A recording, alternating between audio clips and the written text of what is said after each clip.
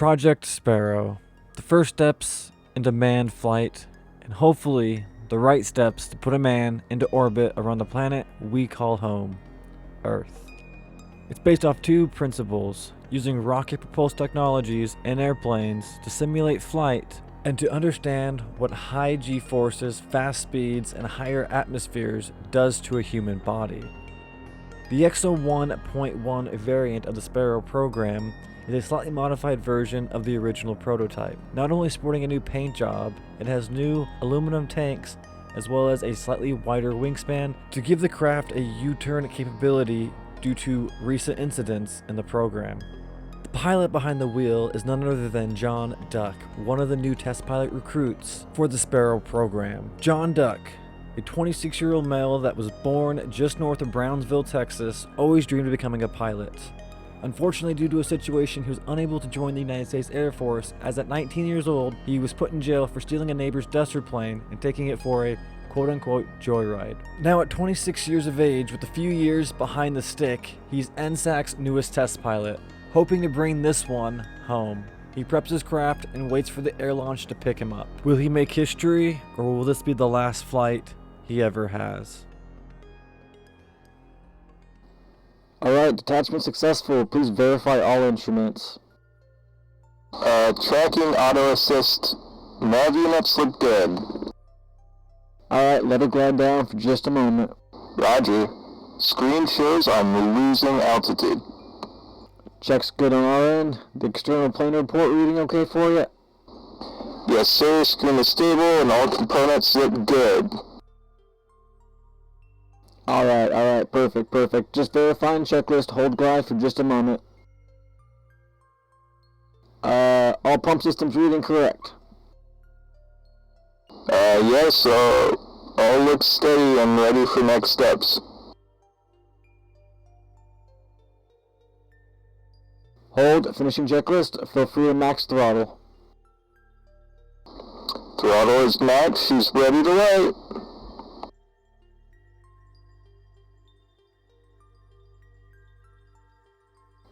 Alright John, you are cleared for ignition. Again, cleared for ignition. Whenever you're ready, keep in mind you're falling fast. Not a problem, sir. Throttle check, let's light it up like a Roman candle. Alright, good luck, fly safe, remember the mission, and do not kill yourself. The plane can be replaced. Yeehaw, sir, yeehaw. Pressing ignition.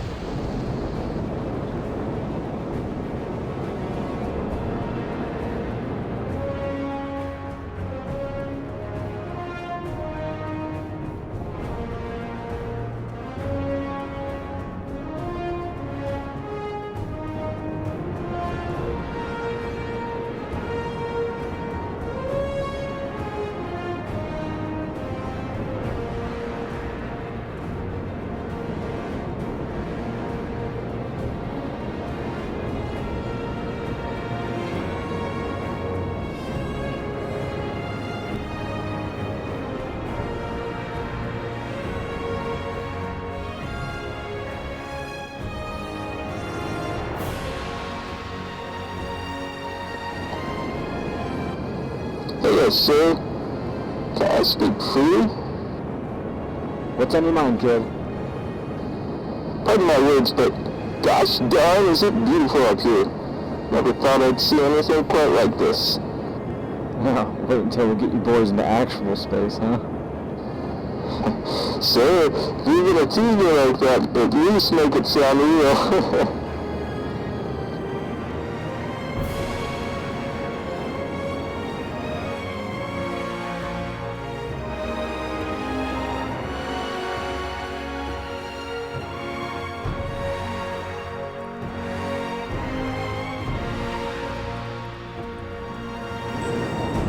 Come on, baby. 600.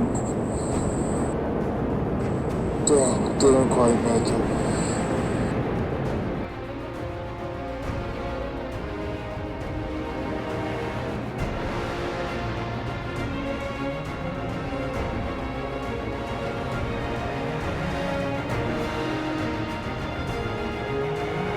Sir, we have a slight issue. Can I get eyes on front gear? One of the gear lights, my front gear isn't showing up. Yeah, John.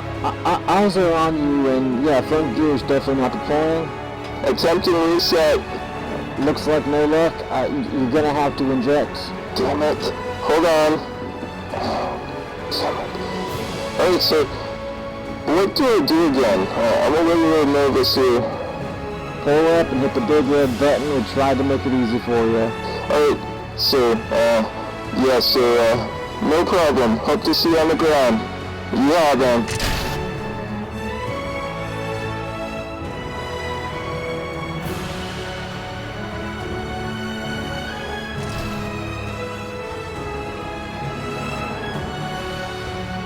Good luck. Rescue trucks are on the way. Don't panic. Aborts engaged. All ground trucks get to the capsule. Check on our pilot.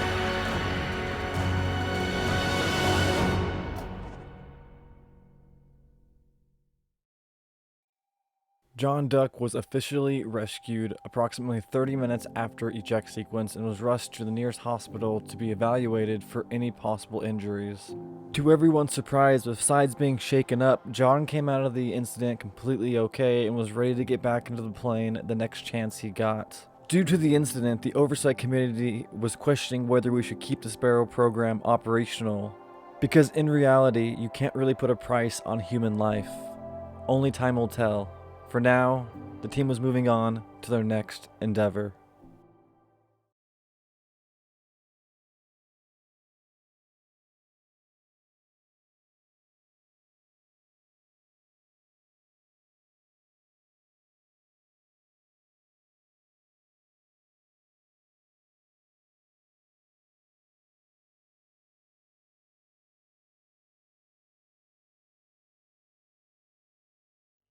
Later that day, a Bio-1 launch was rolled out to the pad to gain some more scientific data as the team prepped to unveil their new project. Like all previous Hornet flights before, this rocket went off without a hitch, managing to reach roughly 398 kilometers above the surface with its full 61 seconds of burn time.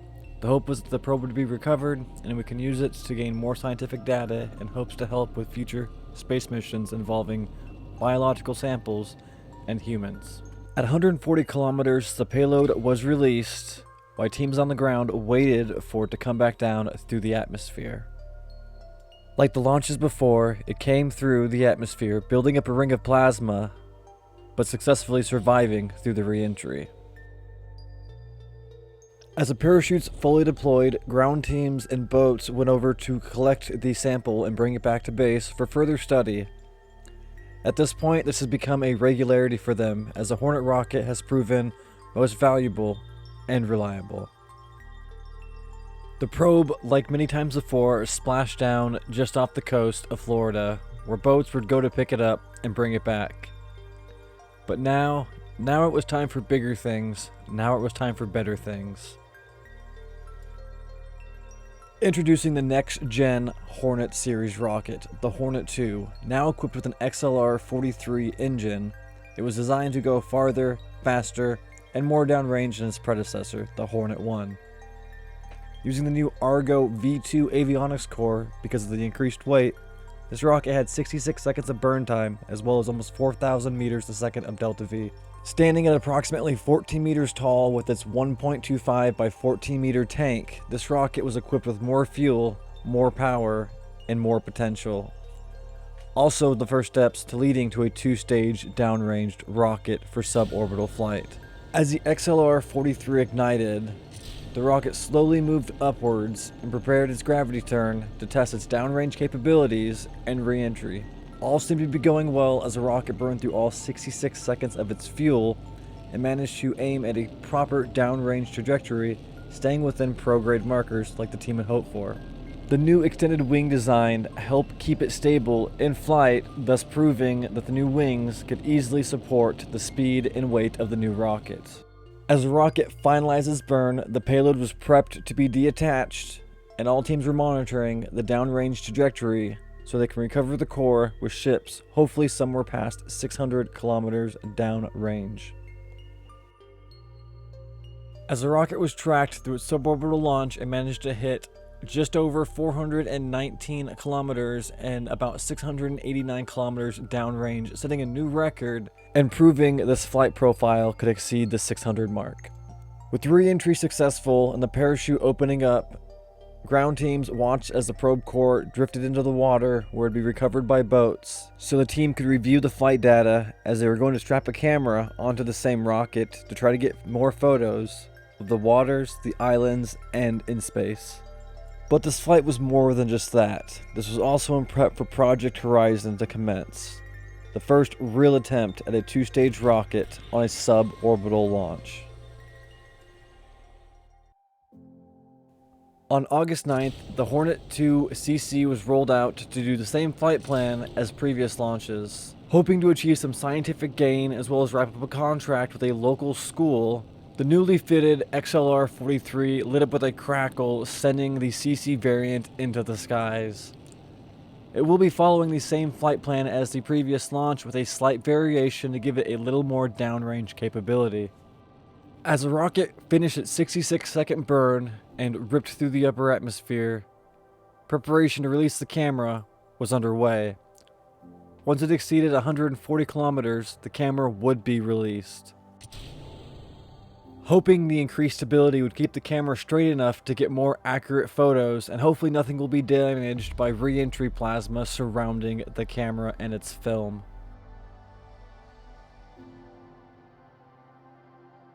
The mission was looking successful as the teams waited for the telemetry data to show them it was coming back down, so they knew where to go grab it on its landing zone.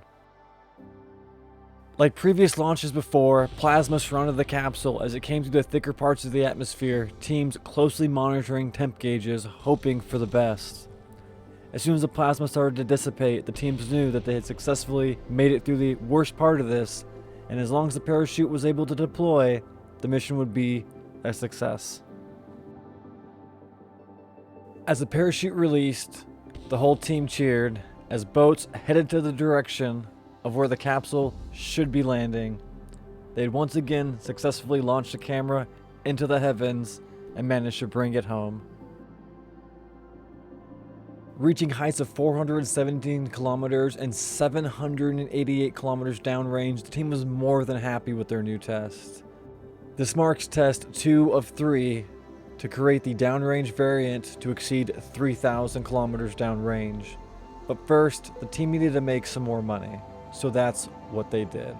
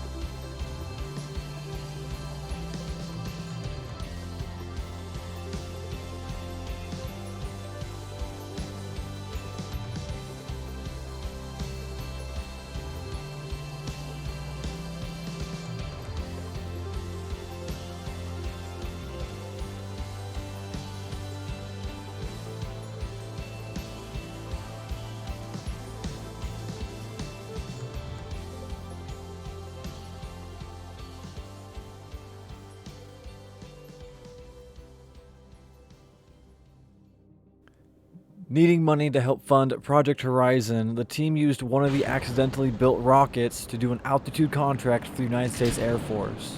And seeing as this was one of the Hornet 1 rockets, one of the most reliable things the team has ever built, they were confident in its ability to do just that. The rocket took off without any incident and managed to burn its full 61 seconds of fuel. As the rocket ripped through the lower atmosphere, the team monitored it, and seeing it was on a predicted course of roughly 435 kilometers above the surface, which was more than enough to complete the contract for the United States Air Force. Knowing they would not have to recover this rocket, the team had a better idea. After achieving all contract parameters, the team waited for the rocket to slowly start falling down, where they were going to range safety it and give it one last send-off, creating a massive explosion and beautiful fireworks in the sky. With a simple click of a button, the range safety officer set off an explosion so large you could see it from the ground. People cheered, as this was probably the last Hornet 1 altitude rocket they would ever send into space. Because for now, it was time to move forward, and it was time to move on. And it was time to unveil the secret project a small select team had been working on for the last few months. With the head engineer of the WASP program being on the front lines, they designed a secondary stage for Project Horizon, the WASP-2, a wider, longer, more powerful version of the original WASP rocket.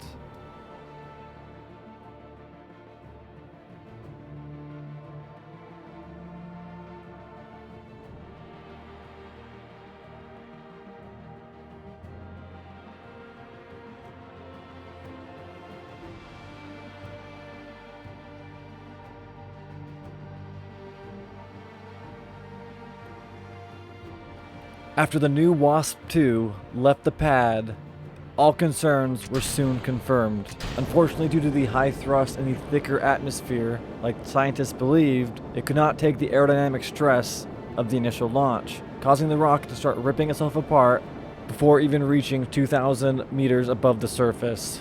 The explosion shockwave was so strong, it damaged the camera equipment on the ground by the launch site. The range safety officer prepared to destroy the rest of the rocket that was still remaining to prevent any further damage from happening. Unfortunately, this flight was a failure, but they did learn a few things.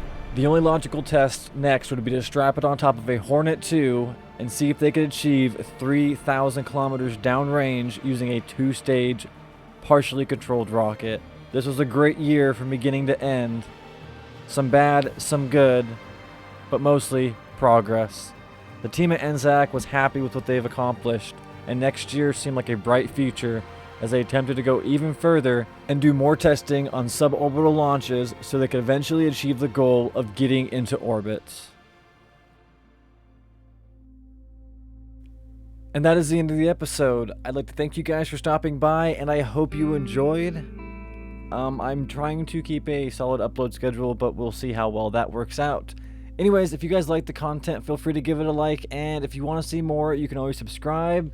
You can catch me at the Discord, sometimes on Reddit now too, but that's besides the point. But anyways, I just hope you guys enjoyed the content, I hope you guys enjoyed the video, and as always, I hope I see you guys next time for year 1955 for some more hyper realism overhaul.